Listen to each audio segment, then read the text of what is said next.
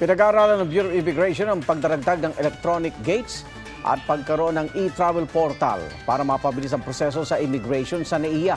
Sa gitna ito ng pagdami ng mga naiiwan daw ng kanilang flight dahil sa napakahabang pila sa immigration. May unang balita si JP Soriano. Sunod-sunod ang post online ng ilang biyahero na na-offload raw sa kanilang flight. Karamihan sa kanila natatagalan daw sa immigration. Sa unang weekend ng Marso, mahaba ang pila sa mga check-in counters ng mga domestic at international flights sa NAIA Terminal 3. Sabi ng airport staff, parami ng parami ang mga dumarating na pasahero sa NAIA. Si Joy, mahigit 5 oras ang inilaan para sa kanilang flight pa Hong Kong. Matapos mag-check-in, sinagutan na agad ni Joy ang departure immigration card at hindi na lumayo. Konting time na lang yung para sa immigration, tapos may second interview pa. Pag may hinihing documents, ma-provide namin para may enough time pa kami.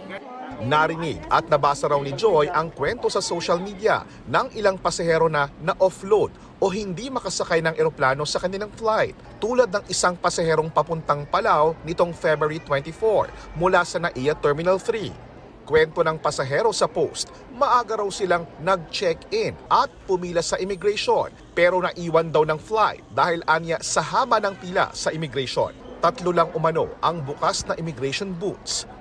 Sa pag-verify ng BI, 21 immigration officers ang naka-duty noon para sa 15 flights na may nasa higit 3,000 pasahero. Minamaximize daw ng BI ang kanilang manpower, pero problema raw sa buong mundo ang mahabang pila sa immigration.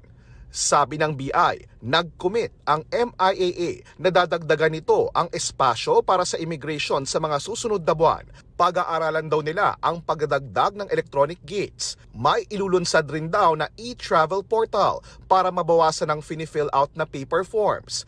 Paalala ng BI, dapat makapag-check-in ng hindi bababa sa 3 oras bago ang flight at dumiretso na sa immigration area. Si Evangeline, minsan na raw na-offload kaya mas inagahan na ang pagpunta sa airport. Minsan kasi di mo na-check sa ticket mo, may problem pala doon sa di ba, sa apelyido, pangalan, oo. Ma-check ka agad. Sabi ng MIAA, may programa na sila para sa paghahanda sa pagdagsa ng mga pasahero sa summer at gumagawa na sila ng mga karagdagang improvements sa kanilang mga pasilidad. Ito ang unang balita. JP Soriano para sa GMA Integrated News. Kapuso, mauna ka sa mga balita. Panoorin ang unang balita sa unang hirit at iba pang award-winning newscast sa youtube.com/GMA News. I-click lang ang subscribe button. Sa mga kapuso abroad, maaari kaming masubaybayan sa GMA Pinoy TV at www.gmanews.tv.